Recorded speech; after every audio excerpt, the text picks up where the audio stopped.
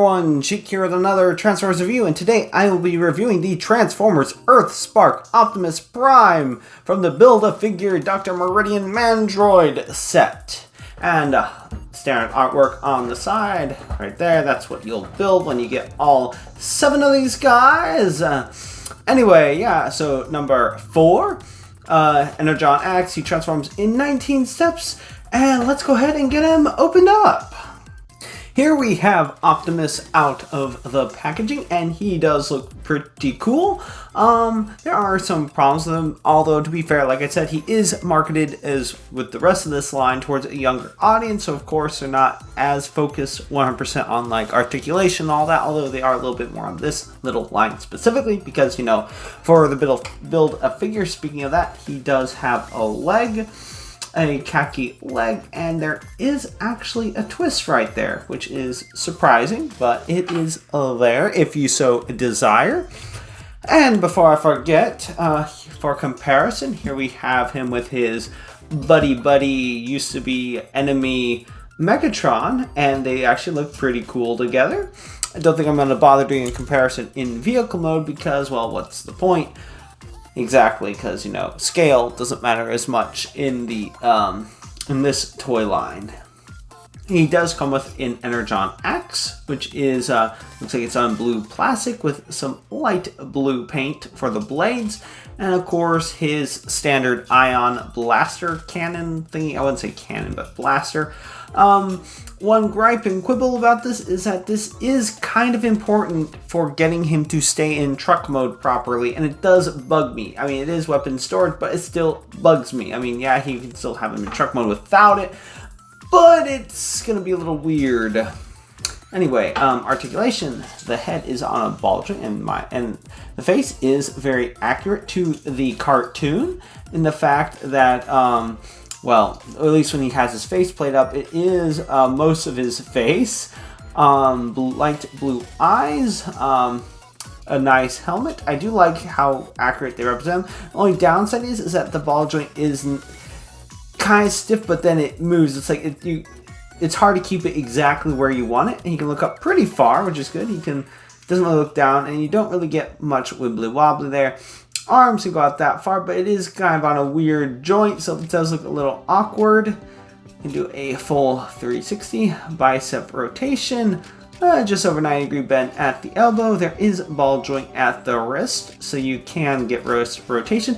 There is technically a waist swivel, but for transformation, unless you want to like pull this down and then do that, but then that just looks really, really bad. So yeah, definitely not recommended unless you want to pop this thing off. And then legs can't really go forward that far, back about that far.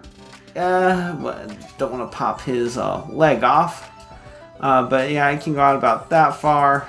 Thigh rotation, over 90-degree bend at the knees, and then you do have a little bit of ankle tiltage. And there are some pins, it looks like, to hold some things in place, but for the most part it is the other style. But then again, like I said, marketed towards a younger audience, which is more likely to pop things off, whereas some of the other ones, if it pops off, it probably means that it's broken off. So in this case, at least if a little kid pops them off, you can probably pop it back on, assuming that they don't try to eat it and bad day.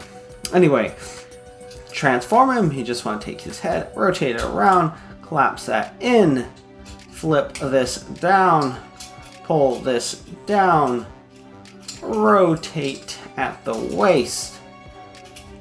Then that tabs into there. And one thing I did find out, if only you could rotate him at the knees, then you could kind of do like a fat Optimus Prime thing. I know you don't have dad bod, because they say it has dad jokes. He kind of comes off like a dad almost, so I mean, I think it's kind of funny. Not Peter Cullen's Optimus Prime, but a different Optimus Prime, which I dig. I do like it when they make it their own instead of trying to impersonate Peter Cullen's. You know, but yeah, flip the feet, then bend at the waist like that. And then here's the part with the gun that really bugs me, is that you plug it in right there. And then these on the knees, this is what helps stabilize it so that they aren't going loose like that. In truck mode, you want to tab them into the side of his gun.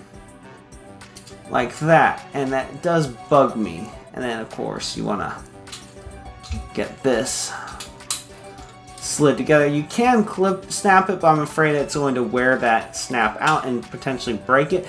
And as you can see, it is at a slight angle, but this does keep it in place.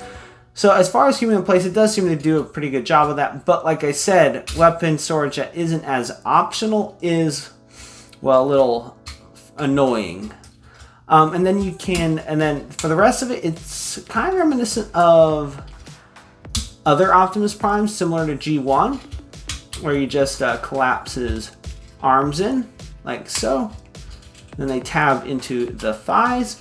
And one thing I did forget to point out in robot mode is that this right here, which allows it to be stored, tabs into right there. That's on his back. Obviously, you can't do it in vehicle mode, but right here, which that isn't pointed on the instructions, that you can store his axe on his back in robot mode, but you can't. But it does show you that you are supposed to store his axe right there, and that does look nice. He does have a nice truck mode. I do like it. Although I wish or hope, I don't know if they will, because it is a kid's show, they may or may not do it, but it'd be cool if at some point they do a release, maybe of a slightly smaller, or maybe slightly larger, or maybe the same size Optimus that comes with a trailer, because I love how they have a lot of G1-y type stuff in the show, but of course it's been updated and changed. So I would like to see that in the toys as well.